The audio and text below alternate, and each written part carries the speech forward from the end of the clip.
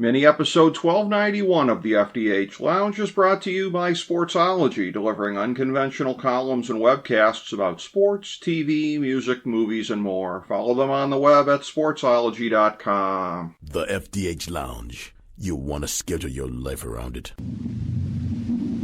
A long time ago, on a gloomy, wet Cleveland spring night, two men stand alone amidst the late-night drizzle. Their voices echo across the vacant station parking lot as they debate the merits of the great American radio show that have been missing for far too long. On that night, an idea was born. That idea became the FDH Lounge.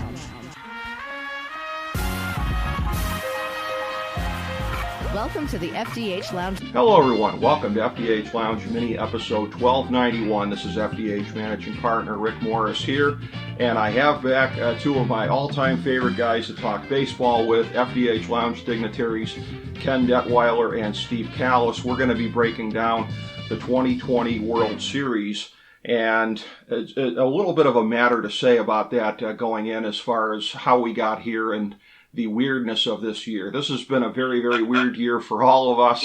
Of course, this is going to be in the sort of coronavirus bubble in Arlington, Texas. The playoff bubbles have been in place as the National League champion, of course, stays there. The Rays are coming in to Arlington. If you think it's been weird for all of us dealing with 2020, think about it in the decades to come, being a sports fan in the Metroplex and explaining this to your grandkids. It's going to be, hey, Grandpa, so the Dallas Stars were in the Stanley Cup Finals in 2020, but they didn't play any games in Dallas? That's right. And the Texas Rangers hosted the World Series, but they themselves did not play in the World Series? That's right as well. 2020 was a weird-ass year. You have to take our word for it. So, with that being said, we bring in our dignitaries here. Ken Detwiler, for whom I was once memorably the sidekick, one of two ones here, along with our good friend, the late Don Coster, on Life's a Pitch with Ken Detwiler, back on the old Sports Talk Network. And Ken, safe to say, when me, you, and Don were talking about baseball back in the day, we couldn't have imagined baseball in the year 2020 with the permutations that it's taken and the first ever World Series at a neutral site. Yeah, but I tell you what really surprises me, and you take it to the next level, Rick, I didn't know you had that extra voice in you that you could, were that talented to go that route. That was really impressive. Thank you. It annoys my dad when I go to mocking or gimmicking voices, but yeah. As long as I know that it amuses people, I will keep on bringing it. Yeah. Oh, well, this has been an oddball, and being a history buff, and I have not had the opportunity yet to look up what the pandemic that happened 100-some years ago, what they did during the World Series, and I'm just curious, and I know I'm off topic a wee bit. No, but good point. That's where my brain goes is, I go squirrel every once in a while, as both you and Steve know, and it's been that again here. So I'm excited about this World Series in a weird sort of way. I'm excited also, and that's an excellent point, Ken. And the World Series of 1918 to 1920, as much as I know, kind of went ahead the normal way, sort of, if you will, just like the regular seasons, notwithstanding the Spanish flu, 50 million dead globally. Of course, our Cleveland Indians winning the World Series for one of two times in 1920, and we joked on our playoff preview about 100 years later, maybe again, but we all knew deep down what the likelihood of that was. The cream rises to the top in the postseason, and when you're talking about cream rising to the top, how's that for a segue? Very, very long-standing friend of the show, FDH Lounge dignitary. He is also the sports editor over at WestchesterCountyPost.com. Good friend Steve Kallas, of course, co-host of the Kallas Remarks podcast with Joe Stazak, and frequent guest on Joe Stazak's show in Philadelphia on 97.5, The Fanatic. Steve, I know this is going to be a weird thing for you to talk about, as it is for us as well here. A World Series, the likes of which on many levels we could have never, ever imagined. Yeah, I have to agree with that. It's just been a bizarre year at so many levels of our society, and sports being no exception. But, give them credit, they got through. I wasn't so sure early on they were even going to make it through, because had those two big outbreaks at the beginning, and they weren't in a bubble, apparently because of the Players Association, by the way. Yes. But they did get through, and here we are. And I don't think, there's any asterisks, for me anyway, in any of these, the Lakers winning the championship, for example. I just don't think there's any asterisk for any of these things. The grind is the grind. I will say this, and I don't know if we're going to talk much about it, but just the whole notion of this extra round of playoffs, which, I've heard somebody say maybe we should, do this. By that I mean the 8 teams, best of 3. I mean, it's just disgusting to me. Yep. And hopefully we'll get to this with the Astros. I know we're going to kill them for what they are, but they were also 29 and 31 this year. The notion that they could get to the World Series and went to Game 7 and almost did go to the World Series is a disgrace because, as you guys both know, I love baseball more than anything, and I brilliantly defended baseball for decades because you had to win something to make the playoffs. You had to win your pennant in the old days. Then starting in '69, when the Mets won, you had to win your division. And then they instituted the wild card, and I wrote back then when the 2002 Angels won, this is like a joke. You don't win anything, and you win the World Series. That's what it was like to me for the Astros. Cheating aside for now, but the 29 and 31 Astros, who frankly almost made the World Series this year.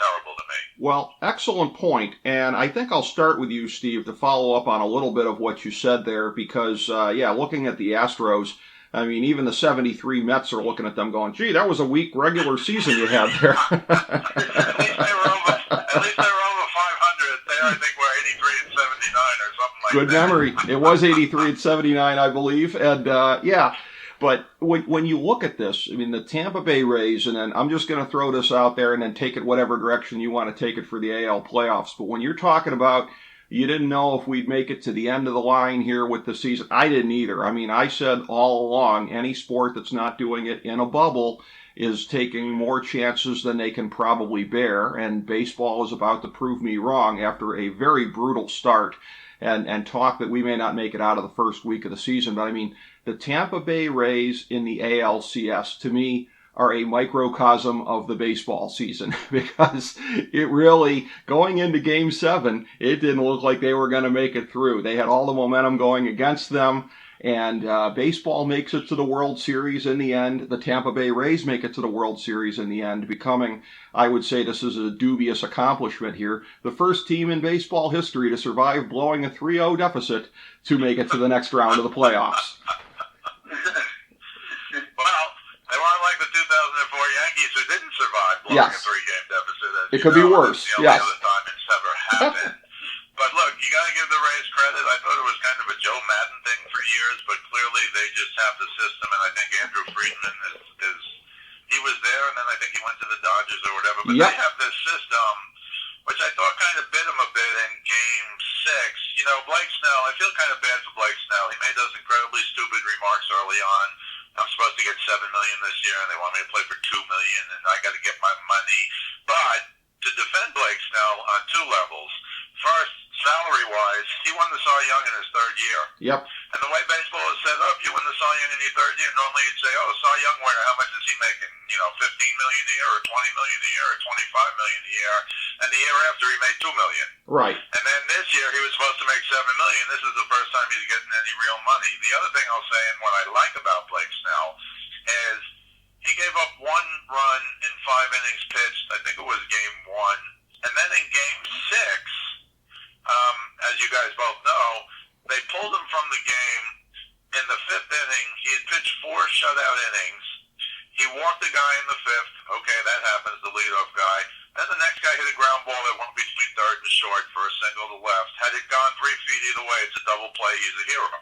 Because that ball gets through, he takes him out. And Dusty Baker, being old-time Dusty Baker, which I love, sacrifices the runners to 2nd and 3rd. The first guy up after Snell leaves the game, sacrifice bunt. Remember those? And then Correa, another minor pet peeve of mine, I'd like to know what you guys think. Correa, who I'm not a big fan of because he was embarrassed during the cheating scandal or after the cheating scandal. You got a guy, I forget who was in, he's throwing 98, 99, 100. They got 3 guys on the left side of the infield. Of course, Correa's a righty batter.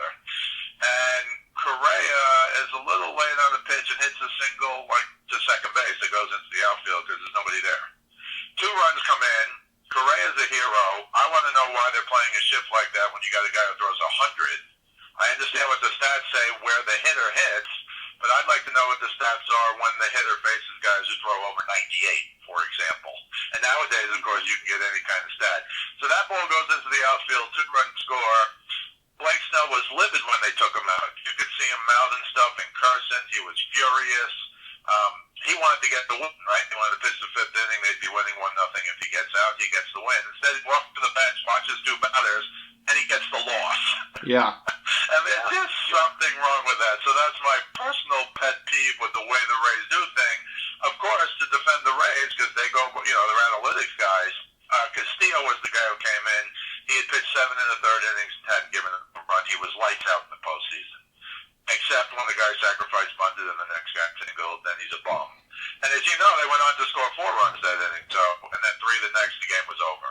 So I don't know, I just find the confluence, if you will, of young, really good pitcher who came back this year after being terrible last year after winning the Cy Young 2 years ago, who pitched very well in game 1 and still got pulled after 5 innings, and had to sit there and watch his game blow up in his face while he was sitting on the bench. I just don't like that. Maybe that's old time, but I just think that's wrong. No, I understand that. And again, what Houston did there with Dusty Baker and Zach Bunting, keep in mind the radical changes that came to them this year, not just in the aftermath of having to play after the cheating scandal, but Dusty Baker, an old-time guy coming in when Houston had been one of the premier analytics regimes in baseball. There's no way A.J. Hinch calls for a sacrifice bunt in that situation, for example.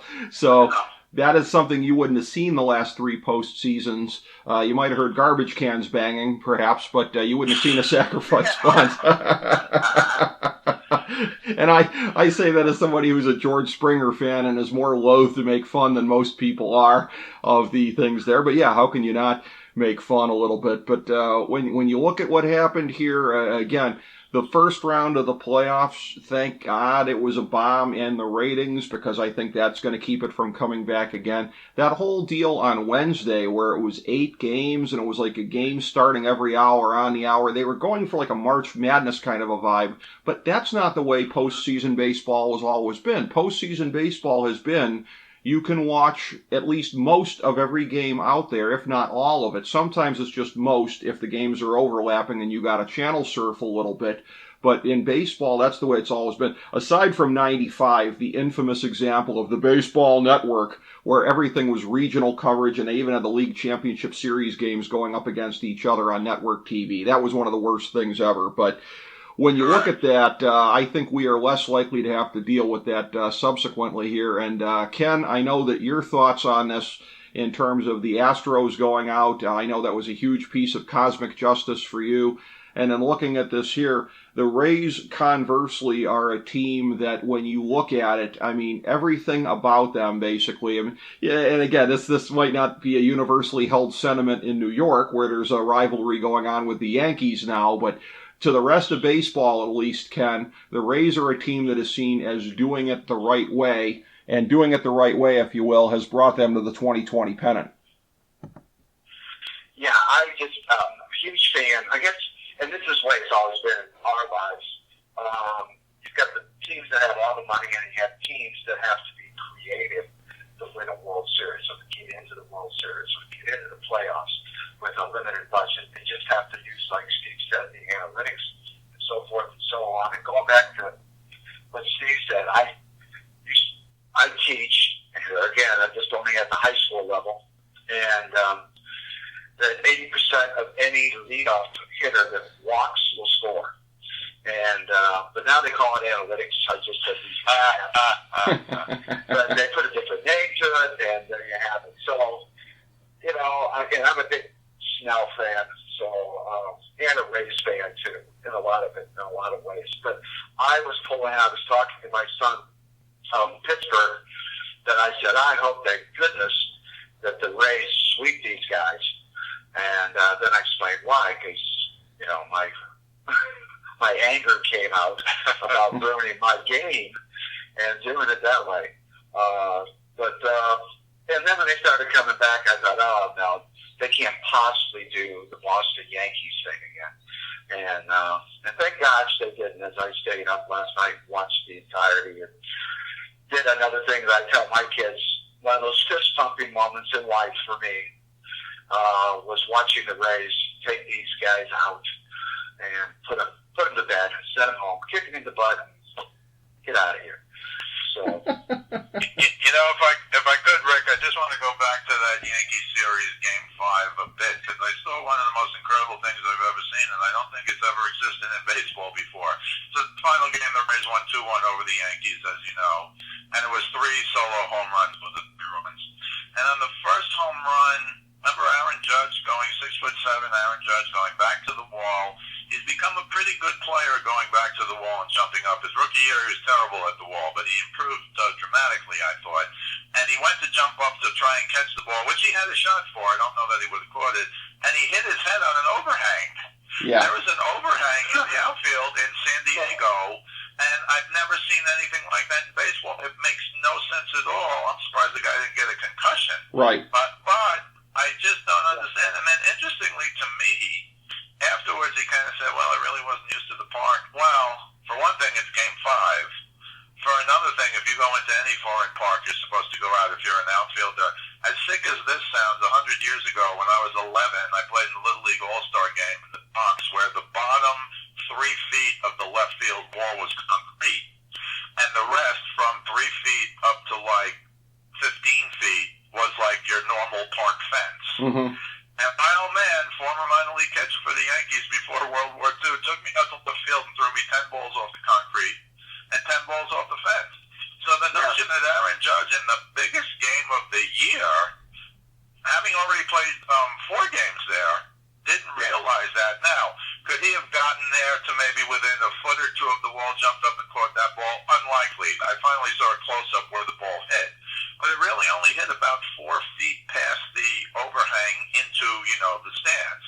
It bounced off an overhang and didn't go into a seat. So I don't know if that was much ado about nothing, but I thought the fact that you weren't prepared to play in the field. For example, if you came from the National League and you played in Fenway Park, what would you do? You'd go throw 50 balls off the Green Monster to see how they reacted, where they hit, what were the dead spots. And the fact that in 2020 that was kind of all but ignored was really shocking to me. The other thing I wanted to say is late in Game 7, where the Rays were winning 4-0, they scored, the final was 4-2, but they put up a stat, and it said, only 2 times in the history of the postseason has any team come back from 4 runs down. And they put this, I'm not saying, but you guys know this, and they put the 1925 Pirates and the 2003 Yankees. So I went and looked at those games, thinking, it was like 7-3 in the 8th inning or something. But in both of those games, in the 1925 Pirates game against the Washington Senators, they had a 4-0 lead in the 2nd inning. Or they were down, I'm sorry, I think the Pirates were down 4-0. But whatever team was down 4-0 in the 2nd. And in the Yankees-Red Sox, the Red Sox were up 4-0 in the 3rd and lost in 11. So when you put up a stat like that, I was shocked to see that stat. So nobody's really made a great late inning comeback, I guess more than 3 runs in the history of the postseason, which is a lot of games. And so I immediately, you guys will know this, I immediately thought of the 1960 Yankees Pirates, because the Yankees slaughtered them 3 games, and the Pirates eked out 4 wins.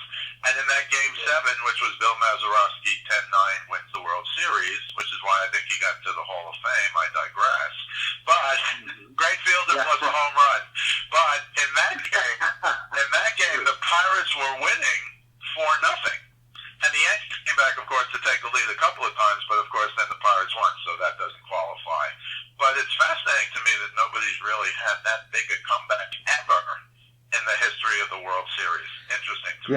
That is. And by the way, not to rub salt in your wounds there, Steve, but that was the same dynamic, was it not, 41 years later, Yankees and Diamondbacks? The Diamondbacks kind of eked out the wins, and I think the Yankees kind of blew them out in some of the wins, if I remember correctly. Wasn't that the case? Yeah, that's true, but my only answer to that is, and that was, look, I'll say it, I'm a Yankee fan, that was an incredible World Series because of the Yankee comebacks, except they lost. But in Game 6, the Diamondbacks won 15-2. Maybe I got that the other way around. Maybe I'm thinking of it in reverse.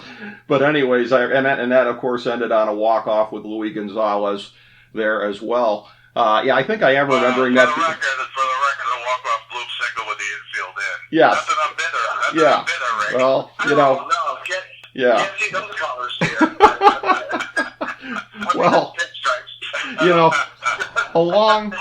along those lines here, in talking about Tampa before we pivot to their opponent, in looking at this, it's been really opportunistic hitting that they have had. A disproportionate number of their offenses come off of home runs here in the postseason, which I will say, presently as a Browns fan, it's good to have an opportunistic defense getting a lot of turnovers, but you can't count on that. What's more reliable is getting defenses that can stop teams, and with this Browns back seven, that ain't happening very much. So, to me, that's sort of the equivalent of what the Rays are doing right now, of getting a lot of offense off of home runs. It's great as long as you can sustain it, but this is a thing here where when you look at the major success story, the out of nowhere success story of this entire postseason, and the way that this is playing out, Randy Arozarena. I mean, I don't know about you guys, but I'm hearing a little bit of whatever Lola wants, Lola gets ringing in my head a little bit every time this guy comes to the plate.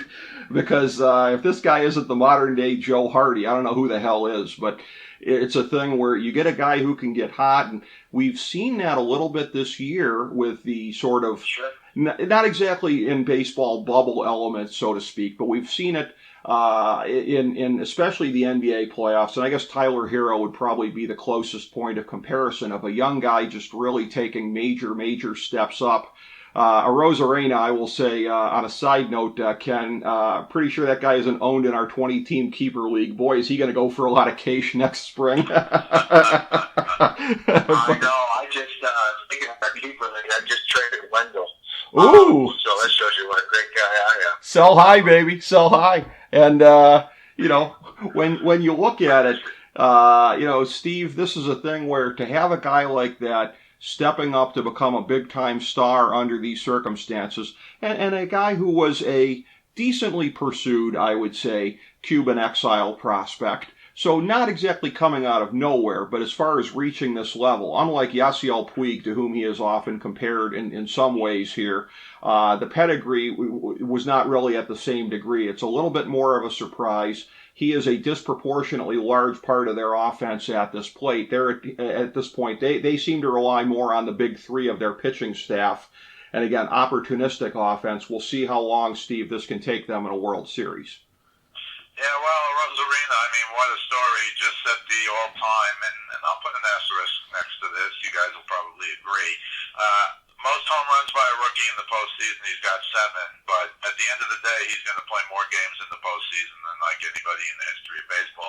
Everyone seems to forget for years the postseason was at most 7 games in the World Series, and then the postseason was at most, I think, 12 games. I think originally, like Atlanta and the Mets in '69 was best of 5, I believe. Yep. And so, these and this is an especially asterisk, like not winning the World Series, but because you had that start of the 3-game, best of 3, which I thought was a joke, and I think most of the favorites, or virtually all the favorites, won. Obviously, the Astros won in 29 and 31. But, I was just reading things at the beginning, like the Cincinnati Reds were shut out for their first 22 innings in their 2-game sweep by Atlanta.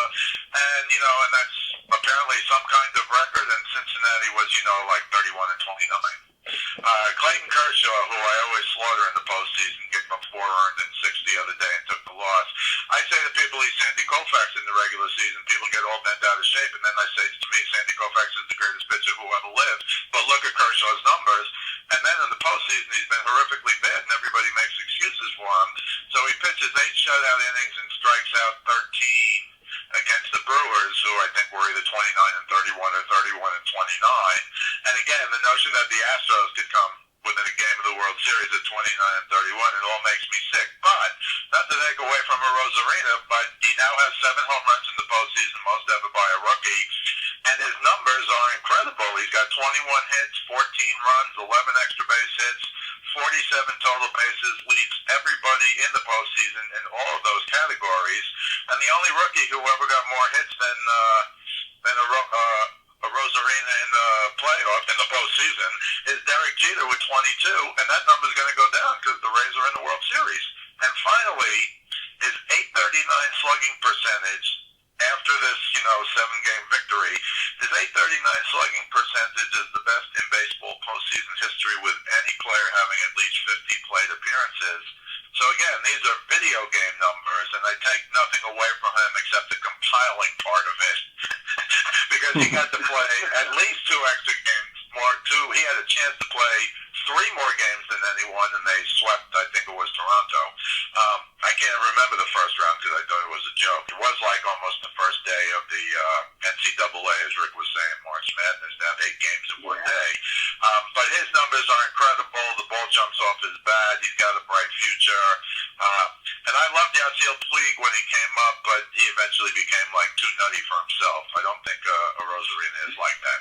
No, I don't think so either. And I will say, too, something that I'm waiting for is for one of these TikTok teens to go out there and make a novelty song about him set to the tune of Rosalita, although that might be a little bit before their time.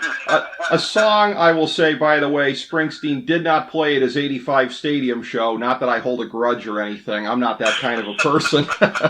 But, turning back to a fellow denizen of America's North Coast, my friend Ken Detwiler here. Ken, your thoughts on this with Tampa Bay, with this offense, the pitching staff? Again, we know that it's going to come tight for every series that they're in, starting with that big 3 that they have there, and then, again, the famed late inning rollout of all the power arms that they have there. The big X factor for them, as always, is the offense, getting a lot of these guys to step up, and right now, Rosarina is an outsized part of that equation. Yeah, and I'm going to throw a couple things in. I'm going to go a little off topic. There's a surprise for you, too. What I think it's like over 70 to 80% of the Rays' runs in the postseason, or during the season, I believe, and postseason, are off home runs. Wow! So that goes back to what you were saying earlier, Rick, on that. And I was like, whoa, And then there's some gamesmanship that went on. I don't know if you saw the shortstop for the Rays. Whenever there was a guy on second base, he literally would stand in front of the runner. Uh-huh. So they couldn't pick up the signs. Yeah, good call. The catcher was giving. Mm-hmm. And I saw that. I thought I saw it when I was watching the game. However, they showed it on MLB earlier this morning, and that's exactly what he was doing. He was sitting there, he says, I'm not going to get any kind of advantage. And I was like, yeah, good for you. You guys, we all know as baseball fans, these guys will take any opportunity. And I don't count that as, it is cheating, I guess. But that's been around before the pots and pans and the bangs of the trash cans and all that stuff. But, I just thought that was a little bit of gamesmanship. That I was like, yeah, I got a little smile across my face. That, don't let these guys get any advantage. But I like the mound presence, and if you have to even say that at this level. Mm-hmm. However, Morton really impressed me. Oh, yeah. I was watching him intently because I do enjoy the pitching aspect of the game. And to take him out with 60 pitches approximately, I believe. Yeah. I thought it was a little premature. However, they ended up winning it, and that's why I'm coaching baseball in high school,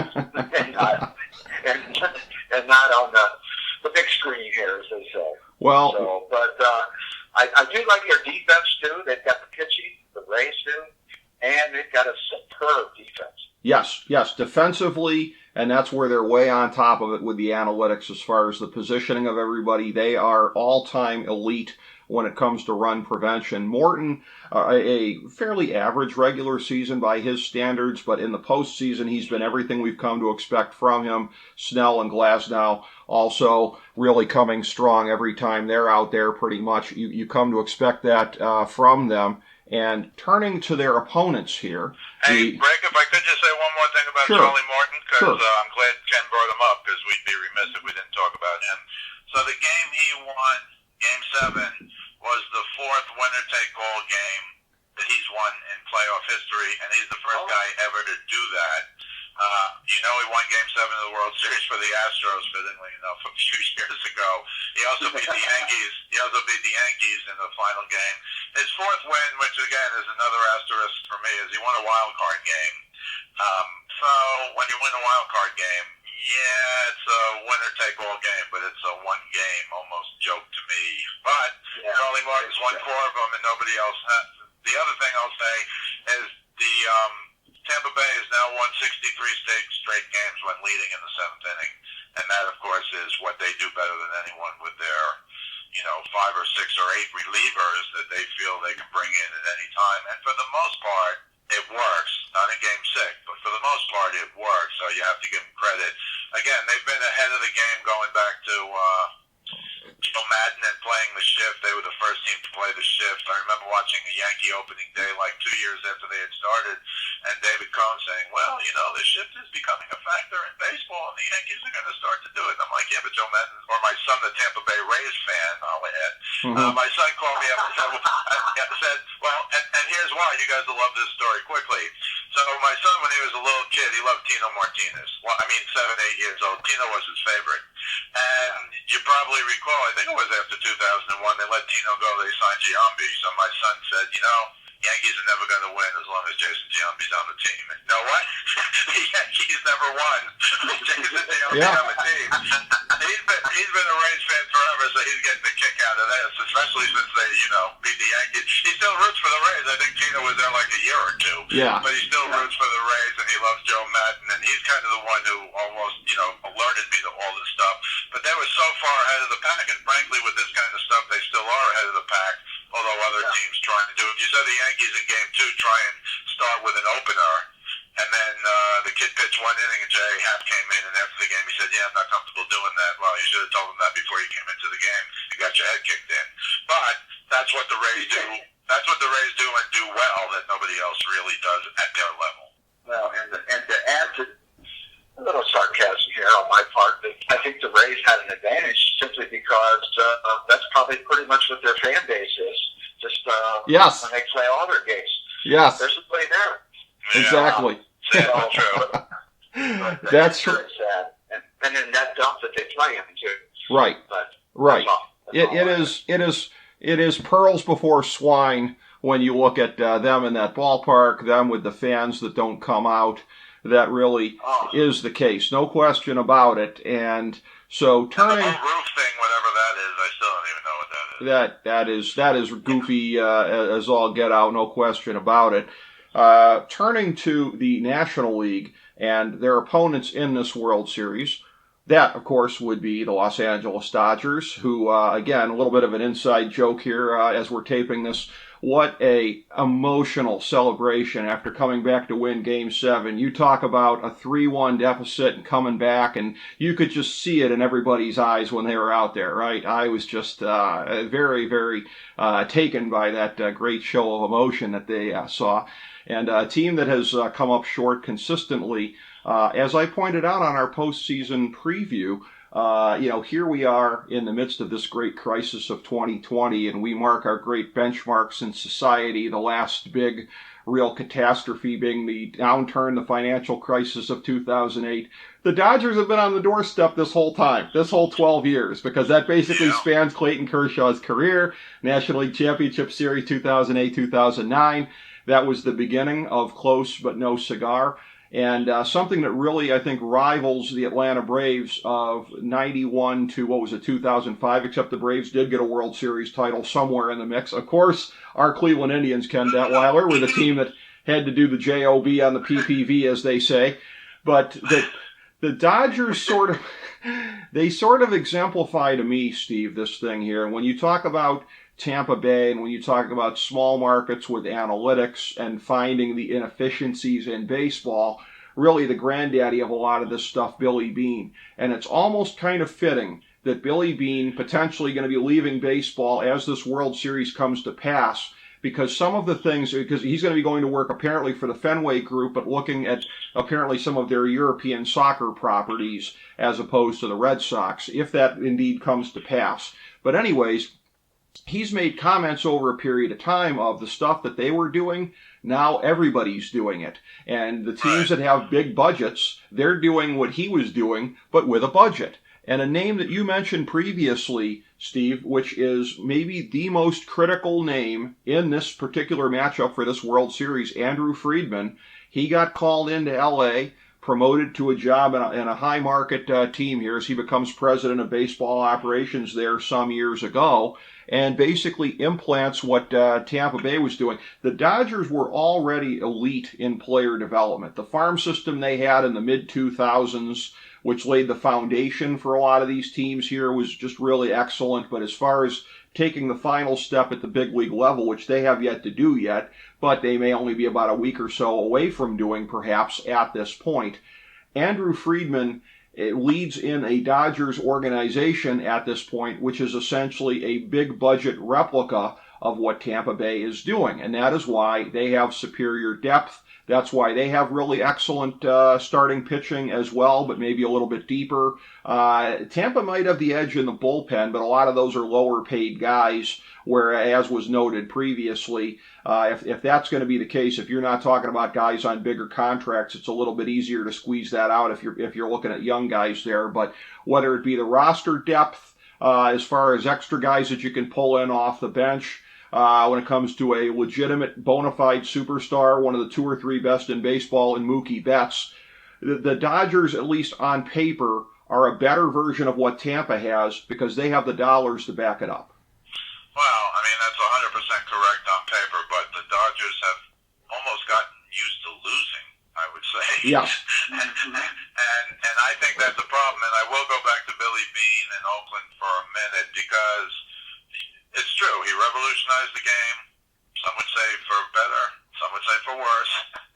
Wasn't it Tony La Russa at the time? It was kind of, I guess, or maybe that was with the Cardinals when he's wrecked the pitching now, so there's 8 changes every game.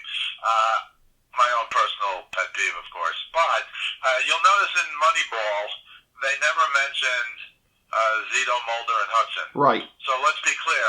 As good as all of that was, and it was great, and it revolutionized the game, et cetera, et cetera, et cetera, they kind of ignored their 3 studs, and they never won the World Series. Right. Just for the record. Right. But you're right. I think Rick, your analysis is right with Andrew Friedman, and they're like the big budget Oakland A's, or they're the big budget Tampa Bay Rays.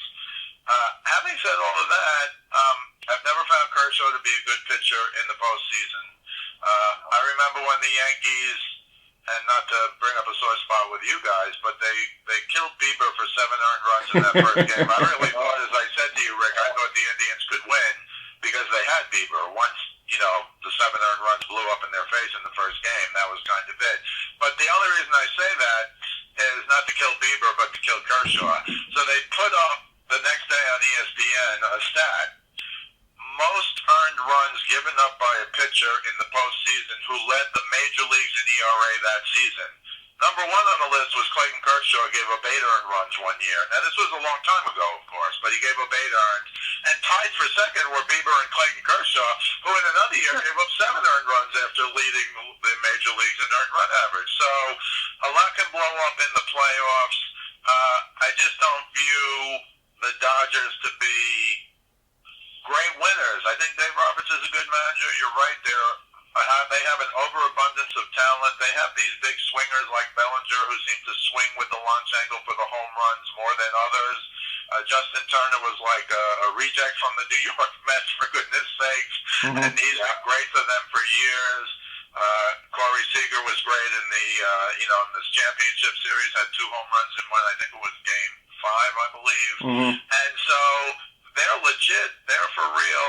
And Walker Buehler is really the ace of the staff now, especially in the postseason. He's been incredible. Yeah. Having said all of that, I just, maybe I'm rooting for the underdog. Maybe I don't like the Dodgers, but, the Rays have done it. They beat the Yankees in 5. That's a big deal. I thought the winner of that series would win the World Series. And frankly, I thought the Yankees would win that series. Of course, I was wrong. I did too. I also said, Rick, you'll recall, that the Yankees should have dumped at the end of the year so they could have played the Rays best of 3 instead of best of 5. And you'll recall they got the 2 wins earlier. Yeah. Best of 5. But in any event, I mean, all that doesn't matter. I'm just saying, if a team is better than you, and you could argue the Rays were better than the Yankees, talk about a team that has, incredible salary, and they run an analytics team. They're not the Dodgers, they're not Andrew Friedman, but they follow the analytics, as do most teams now. Yes. But I just have it in the back of my mind, if a pressure situation comes up in the World Series and it's a game, what is Kenley Jensen going to be? Is he going to be good or is he going to be terrible? I don't know. So, and I don't think anybody knows, although he's kind of made a comeback, partial comeback anyway, in the championship series. So, I'm leaning personally towards the Rays, and I just think the Dodgers in a big spot. There's going to be doubt in their minds whether it's Kenley Jensen in a big spot, or frankly Clayton Kershaw in a big start, or just all of these hitters who have, Bellinger's had some horrific postseasons. Right. He's had some good ones too. Don't get me wrong, and he's a great player. MVP, etc. And Mookie Betts, as good as he is, hasn't been like the dominant player I thought he would be. But, see what happens. Well, when you look at it, this is a circumstance where the pitching, there's not a whole lot of difference between the two teams here. But maybe starting pitching depth, maybe there might be more games where you figure that the Dodgers might have a slight edge, particularly if we're talking about a fourth starter in the mix, if we are.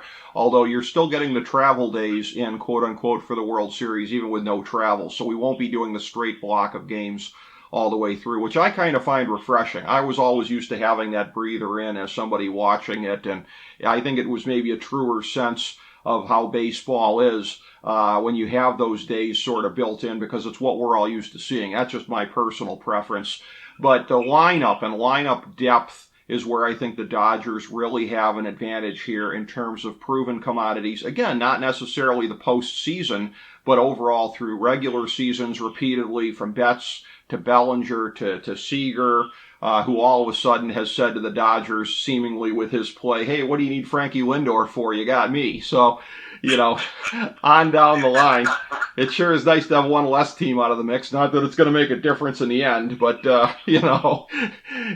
every additional team out of the mix helps, I suppose. But when you look at this, Ken, it's a circumstance where the Dodgers, again, they do have a lot to prove here, and the fact that they have the edge in depth with the lineup, and then, of course, the bench as well, there could be a temptation to look at this a little bit when you factor in the big budget, small budget, as a little bit of David versus Goliath, although that would be an overstatement of the differences between them. But I think what gives David that much bigger of a slingshot is the fact that the Rays do not carry around 11 to 12 years of postseason futility the way that the Dodgers do. I agree. I think the color, and I didn't realize it had been like 12 years, I think, Rick, you said. That basically, yeah. The Dodgers have been in this situation. Close to it. Gracious. Yeah. I mean, if you hear any coughs in the background, it's the Dodgers hanging up a football. It's, these guys, and I was just not going back to 12 years. I was just thinking of more recent times. And I'm thinking, oh my God, year after year after year, they keep buying more players and getting more. And the talent is phenomenal. But it's between their ears. It has to be. I thought maybe they would have lost that when they scored the 15 runs during the series. Yeah. Leading up to this. But I thought, well, that's what they needed to get out of this. Is, hey, we're just going to beat these guys like a redheaded stepchild and just go and get in the World Series. Yeah. But I'm unlike Steve, who's politically correct, saying, well, I don't want, I kind of think that pulling for, not showing your colors, screw the Dodgers. I want the Rays to win. And because I'm not one of these guys, no offense, Steve, with the Yankees, that's buy their teams. In the past. But now the thing with the Dodgers and the Yankees, there goes squirrel, so bring me back in, guys. But they have caught on, and Steve, you mentioned this, they have caught on to the fact of what the Rays and other mid-market teams or small-market teams do. And that's pretty scary, because can buy the talent, and they develop it, and the depth, as you both have said, is there. And how deep can you go? I mean, gracious, they got Lux sitting on the bench. You know, some of these other guys are not in the game and stuff. But no, I'm just going to show let my freak flag fly, as they used to say. I went to Rays with win. However, it is a David to some extent, Rick. David and Goliath. So I'm pulling for the underdog. Well, nothing wrong with that. We always say we put our biases out there up front on this show, whatever. If we're talking sports, politics, whatever. Put our biases out there, give our analysis anyways, let people factor it in. To be honest with you, it's a hell of a lot easier than what just about more intellectually honest than what everybody else in the media is doing, because everybody else pretends to be unbiased, and we can sit here and we can pick it apart and show where they're not. So anytime we give our personal opinions here, I am fine with that. I certainly do it a lot myself. I don't have anything tremendously against the Dodgers like I do the Yankees. Growing up on America's North Coast, I must say, in fairness, both teams, as I say, the Dodgers going back to the early to mid-2000s, they have had amazing farm systems, man. Player development, that's the foundation of what they've been. They have augmented it with big spending. And then the Yankees, more so in the last 10 to 12 years, have joined them in that. They've gotten to be better because really the trend in baseball for a while there, I think in the early 2010s, was locking up players that were about to become free agents. And I think the Yankees figured out at that time, hey, if we don't start growing our own a little bit better, then we may not even get a chance for when a lot of these guys come on the market. And there are still guys like Mike Trout that are doing that are staying with their team on that type of a deal. That's a guy that the Yankees never had a look at. But going to this series and making our picks, I will say that prior to the season, I said Dodgers. Prior to the playoffs, I said Dodgers. They've made it this far. On paper, they're the better team. I understand the futility of that. I understand that Kevin Cash probably has something of an advantage, I would say, over Dave Roberts here, in that Dave Roberts in recent years has had to account for some of his own playoff futility, although Kevin Cash, I do believe, there was a little bit of, coincidentally, his mentor, Joe Madden, a little bit of how Joe Madden was probably the second best manager in the 2016 World Series, but they won anyways. Kevin Cash, he may have been doing his mentor proud, as he was arguably the second best manager in the ALCS, notwithstanding the fact they got through. I see it going 7. Why not, right? Both championship series went 7, and the Rays have gone to the limit just about every point thus far. I'll say Dodgers in 7, but I think it's a coin flip. Steve, sounds like you're going the other way. Yeah, I'm going to go Rays in 6. I'm just kind of riding their wave, frankly. What they've been able to do is incredible. While it is David versus Goliath from a money perspective, it's not David versus Goliath, obviously, on the field. And it'll be interesting to see how they pitch Rosarina, because I don't know how you can pitch him so far. So far, nobody's figured it out, that's for sure. And I'll say it again, if there's a big spot, fill in the blank with names, but if there's a big spot for the Dodgers in a close series, in a Game 7, if you're right and it goes that far, I just think the Rays are going to be at a mental advantage, and I think they'll get the job done. But I'll go Rays in 6. Interesting. Ken, what's your thoughts? I'd be surprised if you went the other way based on what you've said.